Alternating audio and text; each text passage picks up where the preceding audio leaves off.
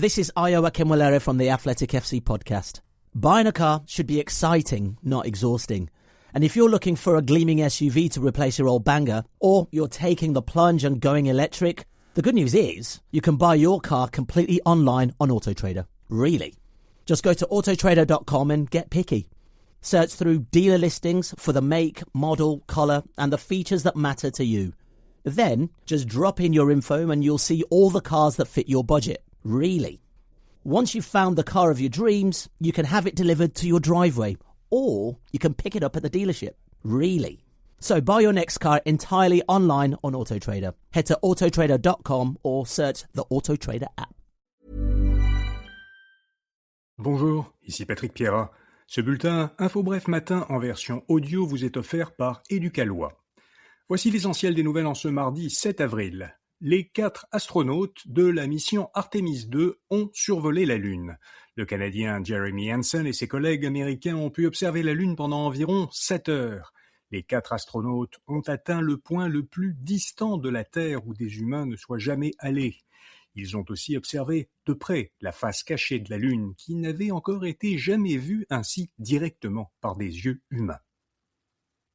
Dans la course à la chefferie de la CAQ, Bernard Drinville a maintenant l'appui de 4 ministres. 3 membres du gouvernement ont apporté hier leur soutien à Drinville dans la dernière ligne droite de la course à la direction du parti au pouvoir à Québec. Les 3 ministres en question étaient Sonia Bélanger, ministre de la Santé, Simon Jolin Barrette, de la Justice, et Jonathan Julien, ministre des Transports. Jusque-là, Samuel Poulin, ministre délégué à l'économie, était le seul membre du gouvernement Legault à soutenir Bernard Drinville.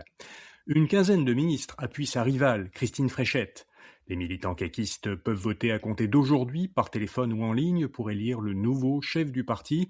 Le nom du successeur de François Legault sera connu dimanche. Le Canada veut renforcer ses échanges économiques avec la Chine. Le ministre fédéral des Finances, François-Philippe Champagne, vient d'effectuer une visite en Chine. Il y a rencontré son homologue, ainsi que le vice-premier ministre chinois, un responsable d'une grande société du secteur énergétique chinois. Il a rencontré aussi un responsable de la Banque agricole de Chine, qui compte plus de 460 millions de clients. Champagne a par ailleurs signé avec le gouverneur de la Banque populaire de Chine une déclaration qui prévoit de créer un groupe de travail financier Canada-Chine. Donald Trump menace de détruire l'Iran. Le président américain a commenté hier, lors d'une conférence de presse, l'opération qui a permis de secourir cette fin de semaine en Iran 2 soldats américains dont l'avion avait été abattu par les forces iraniennes. Trump a indiqué que plus de 170 avions américains avaient été déployés pour les récupérer. Le président américain a par ailleurs repoussé à ce soir un ultimatum qu'il avait lancé au régime iranien pour qu'il rouvre complètement le détroit d'Ormuz à la navigation commerciale.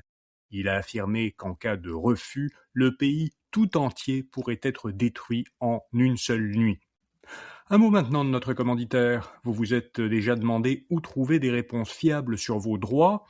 Eh bien, Éducalois met à votre disposition des informations simples et accessibles pour vous aider à comprendre vos droits au Québec. Sur leur site, tout est expliqué de manière claire et pratique. Pour en savoir plus, rendez-vous sur le site d'Éducalois. Le lien est dans la description de cet épisode. Le gouvernement fédéral prolonge jusqu'au 10 octobre des mesures concernant l'assurance-emploi, des mesures qui avaient été prises l'an dernier pour aider les travailleurs touchés par les tarifs douaniers américains. Les 3 mesures temporaires, qui devaient initialement prendre fin samedi et qui sont donc prolongées, consistent respectivement à supprimer le délai de carence d'1 semaine de l'assurance-emploi.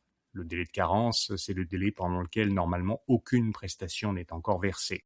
La deuxième mesure, c'est la suspension du traitement des sommes versées à la cessation d'emploi pour permettre aux demandeurs de recevoir des prestations sans avoir à épuiser d'abord les indemnités de cessation d'emploi qu'ils ont pu recevoir de leur employeur.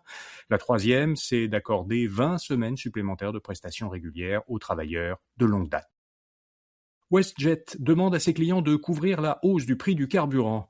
Le transporteur aérien de Calgary a annoncé par courriel à ses clients qu'à partir de mercredi, un supplément de 60 $ s'appliquera sur les réservations faites pour un billet accompagnateur. WestJet se réserve le droit d'ajuster ce supplément en fonction de l'évolution des prix du carburant.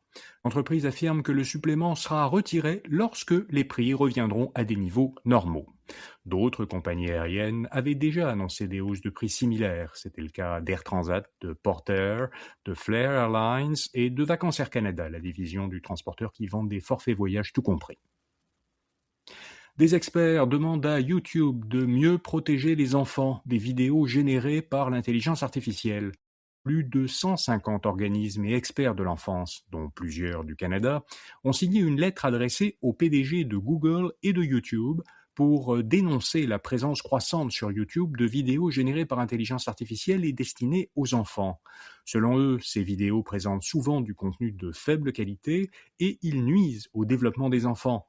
Les signataires demandent à Google et YouTube d'empêcher les vidéos générées par l'IA d'atteindre des enfants. Comme chaque début de semaine, InfoBref vous fait découvrir une jeune entreprise québécoise innovante. Aujourd'hui, on vous parle de BiaSafe, une société technologique dans le secteur financier. Les fonds communs de placement et les fonds négociés en bourse prélèvent généralement des frais de gestion pour permettre à leur émetteur de couvrir leurs coûts et aussi de dégager un bénéfice. BiaSafe a conçu un logiciel qui automatise plusieurs tâches requises pour la création et la gestion de ces fonds, ce qui doit permettre de diminuer les frais payés par leurs détenteurs. Si vous travaillez dans le secteur financier, voyez le portrait de BiaSafe à infobref.com ou en cliquant sur le lien dans la description de cet épisode. Voilà, vous savez l'essentiel. Tout de suite après ce bulletin de nouvelles matinales, vous trouverez dans le flux du balado InfoBref Actualité et Affaires un épisode éclairage affaires. J'y discute pendant 10 minutes avec Alexandre Vézina de la stratégie de distribution de la SAQ, qui est en train de s'étendre dans toutes sortes de commerces, autant des grandes surfaces que des dépanneurs. Alexandre analyse les raisons de cette stratégie de distribution.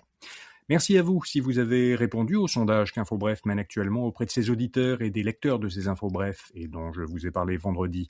Si vous ne l'avez pas encore fait, s'il vous plaît, prenez quelques minutes pour y répondre pour nous aider à améliorer ce balado et nos infolettres.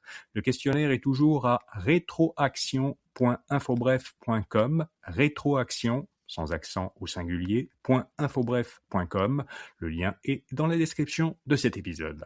Bonne journée et à demain matin.